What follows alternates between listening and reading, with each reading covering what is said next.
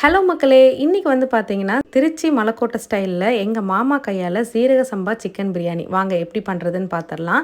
கடாயில நாங்க வந்து கடலெண்ணெய் இன்னைக்கு ஊத்தியிருக்கோம். ஸோ 300 ml கடலெண்ணெய் ஊத்திட்டு, ஒரு 25 ml அளவுக்கு நெய் ஊத்திக்கோங்க. உங்களுக்கு இன்னும் தேவைப்பட்டா கொஞ்சம் கூட சேர்த்துக்கலாம்.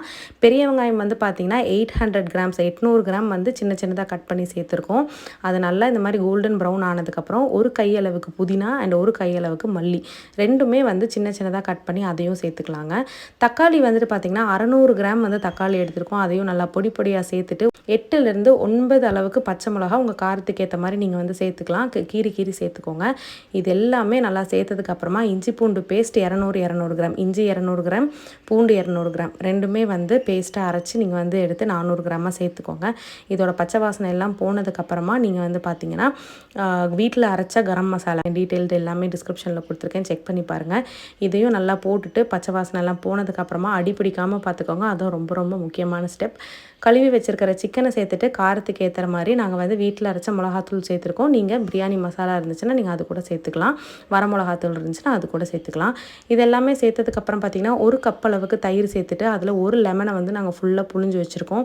இந்த ஸ்டேஜில் கொஞ்சம் அடி பிடிக்காமல் நல்லா நம்ம வந்து கிண்டி விட்டுறணும். இந்த ஸ்டெப் வந்து பார்த்திங்கன்னா எங்கள் மாமாவோட ஸ்பெஷல் ஸ்டெப்புங்க. ஸோ கொஞ்சோண்டு கசூரி மேத்தி எடுத்து நல்லா கையில் நல்லா சின்ன சின்னதாக நுணுக்கி அதையும் வந்து சேர்த்துக்கலாம். இது கொஞ்சம் எக்ஸ்ட்ரா ஃப்ளேவர் கொடுக்கும். அதனால தான் நாங்கள் இன்றைக்கி வந்து பார்த்திங்கன்னா 3 படி அளவுக்கு சீரக சம்பா அரிசி போட்டிருக்கோம். அதை நல்லா ஊற வச்சு எடுத்து வச்சுருக்கோம். இதுக்கு 6 படி அளவுக்கு தண்ணி ஊற்றி தேவையான அளவு உப்பும் வந்து சேர்த்தாச்சு. இப்போ வந்து நல்லா கொதித்து வந்ததுக்கப்புறமா நம்ம ஊற வச்சுருக்கிற அரிசியை நல்லா கழுவி சேர்த்துக்கலாம். அரிசி சேர்த்ததுக்கப்புறம் ரொம்ப அடியோடு கிண்டாமல் இந்த மாதிரி கரண்டி வச்சு மேலால் லைட்டாக கிண்டிட்டு உப்பு மட்டும் செக் பண்ணிக்கோங்க. உப்பு செக் பண்ணிவிட்டு சூப்பராக இருந்துச்சு அப்படின்னா நீங்கள் வந்து ஓகே, இல்லை உப்பு வேணும்னா நீங்கள் வந்து தேவைப்பட்டால் சேர்த்துக்கலாம். இப்போ வந்து பார்த்திங்கன்னா தண்ணி வந்து நல்லா சுண்டி இந்த ஸ்டேஜுக்கு வந்ததுக்கப்புறமா இப்போ தம் போட போகிறோம். ஸோ மூடியை நல்லா டைட்டாக க்ளோஸ் பண்ணிவிட்டு இப்போ வந்து நம்ம வச்சுருக்கிற கோல், அதாவது சார்கோல் இருக்கு இல்லையா, கறி, அது எல்லாமே வந்து எடுத்துகிட்டு நம்ம மேலே வந்து போட போகிறோம். விறகு எல்லாமே நம்ம வந்து எடுத்துடலாம். ஸோ கீழே இருக்கிற ஹீட்டுக்கும் மேலே இருக்கிற ஹீட்டுக்கும் தம்மு பக்காவாக வந்து ரெடி ஆகிடுச்சு. 20 மினிட்ஸ் கழிச்சு இப்படி ஓப்பன் பண்ணி பாருங்கள். சூப்பரான சிக்கன் பிரியாணி, சீரக சம்பா சிக்கன் பிரியாணி நம்ம திருச்சி மலக்கோட்டை ஸ்டைலில் ரெடி ஆகிடுச்சுங்க.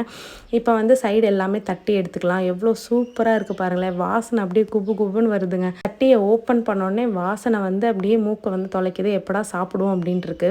சிக்கன் பீசஸ் எல்லாமே சூப்பராக வந்து வெந்து வந்திருக்கு. ஸோ இப்போ ஃபைனலாக கொஞ்சமாக வந்து நெய் மேலே ஊற்றி நம்ம வந்து செட் பண்ணி வச்சிடலாம். இப்போ ஃபைனல் ஸ்டெப் என்னன்னு பார்த்தீங்கன்னா, யூஸ்வலாகவே நம்ம பிரியாணியை மூடி வைக்கும்போது அது வேர்த்து தண்ணி வந்து உள்ளே பட்டுரும். ஸோ அதை அவாய்ட் பண்ணுறதுக்காக இந்த மாதிரி மூடியில் வெள்ளை வேஷ்டி கட்டி நம்ம வந்து மூட போகிறோம். ஸோ இந்த ஸ்டெப்பை வந்து மறக்காமல் ஃபாலோ பண்ணிக்கோங்க. உங்கள் பிரியாணி ஃப்ரெஷ்ஷாகவே இருக்கும். இந்த ரெசிபியை ட்ரை பண்ணி பார்த்துட்டு எப்படி இருந்துச்சுன்னு கமெண்ட்டில் சொல்லுங்கள். ஸோ தேங்க்ஸ் ஃபார் வாட்சிங். Thank you so much.